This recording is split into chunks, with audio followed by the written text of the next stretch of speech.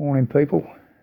Well, I was supposed to be working this morning, but as I've been working outside at the moment, obviously, it's raining. So, rain off. No work today. I've been meaning to put something out there. I found something the other day. Many of you have heard of George Orwell.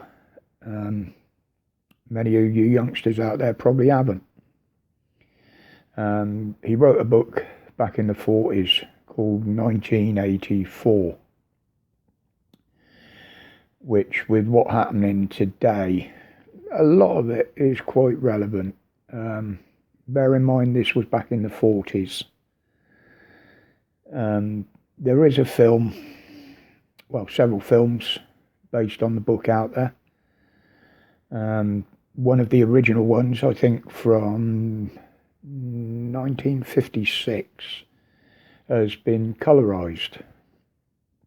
I will try and post a link to that film because it's on YouTube, in the description below. There was another one made not so long back, it might even have been the 80s, with John Hurt. Very, very good film, well worth a watch. Unfortunately, that's not available on the internet. Luckily enough, my partner found a copy of it and bought it me for Christmas, and it's a more up-to-date version, better made, if you can find one.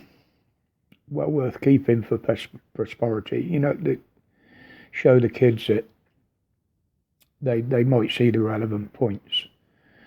But the main one of this today is I found one of George Orwell's last ever interviews where he talks about the book.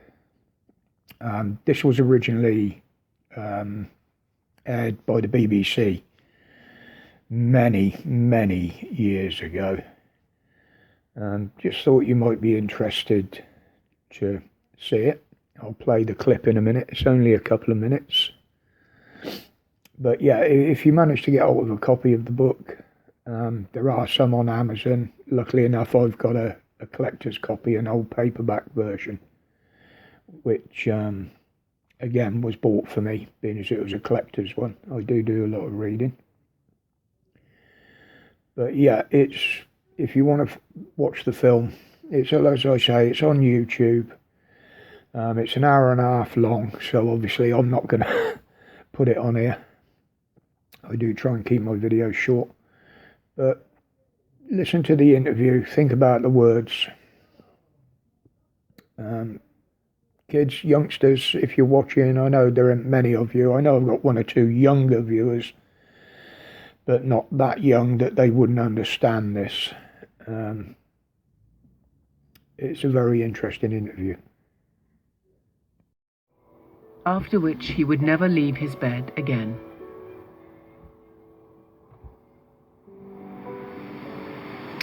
But he left one final warning.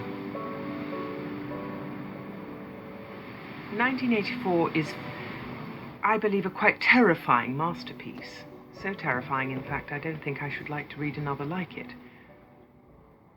I'm not absolutely dissatisfied with it.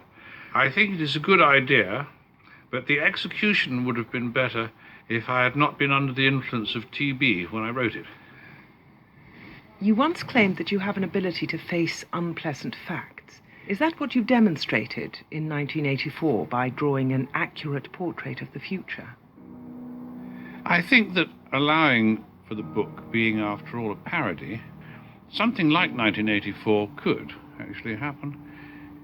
This is the direction the world is going in at the present time. In our world, there will be no emotions except fear, rage, triumph, and self-abasement. The sex instinct will be eradicated. We shall abolish the orgasm.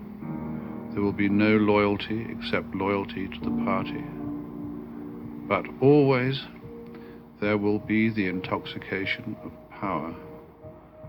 Always, at every moment, there will be the thrill of victory, the sensation of trampling on an enemy who is helpless. If you want a picture of the future, imagine a boot stamping on a human face forever. The moral to be drawn from this dangerous nightmare situation is a simple one. Don't let it happen. It depends on you.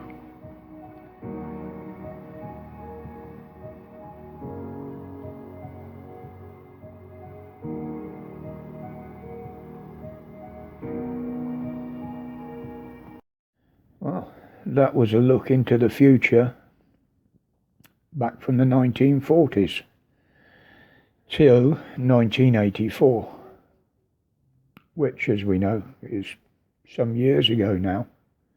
We progressed from that. But if you've got the time, please watch the film. It's eye-opening. Just what people thought, or one man thought back then.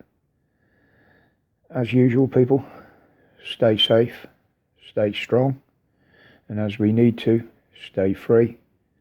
My respects to you all.